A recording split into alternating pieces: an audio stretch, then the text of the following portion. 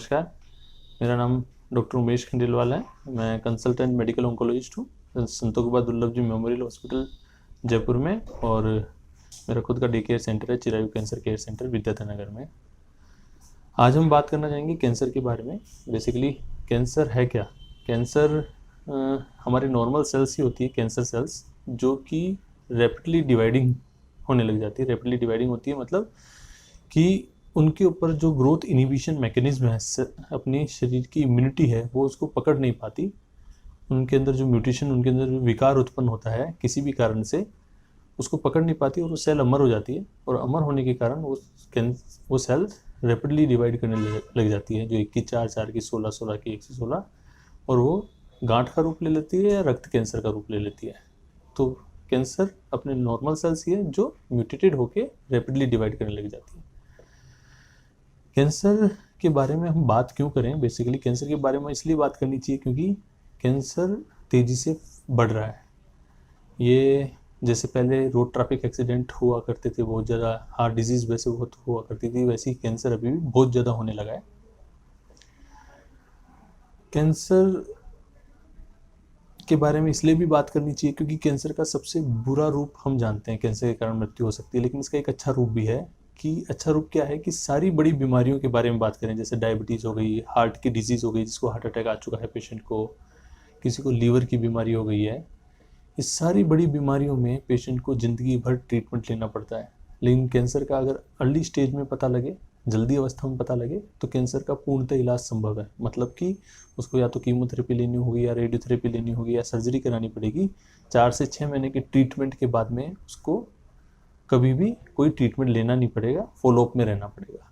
तो ये इसका अच्छा रूप भी है कि इसका ज़िंदगी भर ट्रीटमेंट लेना नहीं पड़ता, ये कम्प्लीटली क्योरेबल है अगर अर्ली स्टेज में पता लगे तो।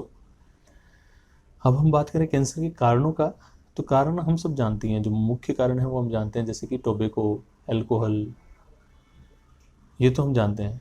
चूइंग टोबैको हो गया, स्मोकिंग हो गई। लेकिन आज मैं अगर मेरे ओपीडी में देखता हूँ तो कैंसर के जो non tobacco, non alcohol related patients हैं वो बढ़ गए हैं। जैसे कि वो उनका कारण क्या है, जो देखेंगे फीमेल में होता है, नॉन स्मोकर्स में भी कैंसर हो रहा है।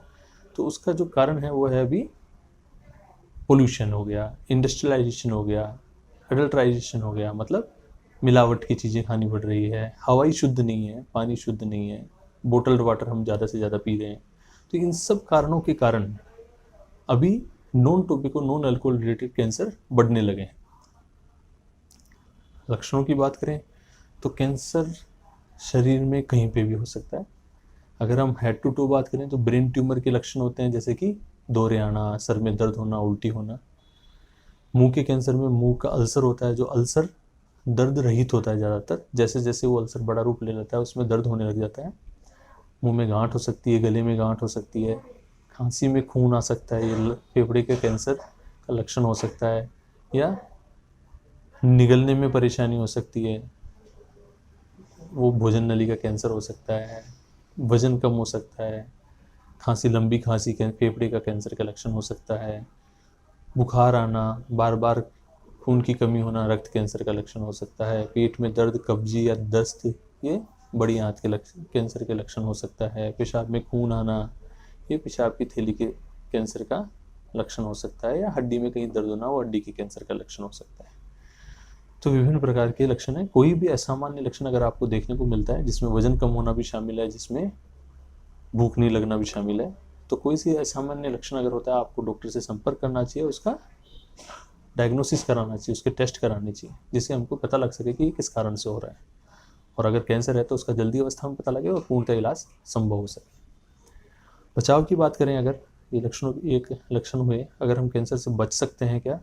होने के बाद उसका निदान, उसका उपचार किया जा सकता है, लेकिन उससे बचने के लिए पहले ही हमको, जैसे हम बच्चों की वैक्सीन लगवाते हैं, टीके लगवाते हैं, जिस रोग से बच सकते हैं उससे तो बचें। बाकी बहुत सारे रोग हैं, जैसे अभी आपने देखा होगा कोविड भी एक प्रकार का रोग निकल के आया है नया। तो रोग बहुत हैं, लेकिन वैसे ही हमको टोबैको का, तंबाकू का सेवन नहीं करना, कम से कम इनसे तो बचेंगे। बाकी जो जिससे बच सकते हो उससे बचो। पोल्यूशन नहीं, सन एक्सपोजर कम होना चाहिए, तो जो कम से कम इनका जो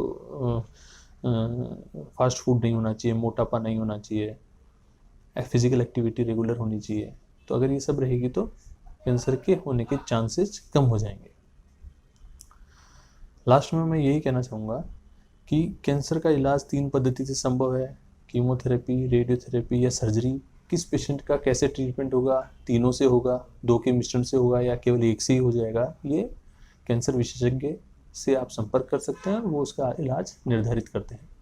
लेकिन जैसे मैंने पहले भी बताया कि कैंसर से लड़ा जा सकता है, कैंसर को मिटाया जा सकता है, बशर्ते आप इसके लिए जागरूक रहें और इसके लिए इसको जल्दी पता करेंगे। अगर अर्ली डायग्नोसिस करेंगे तो कम्प्लीटली क्योर पॉसिबल है।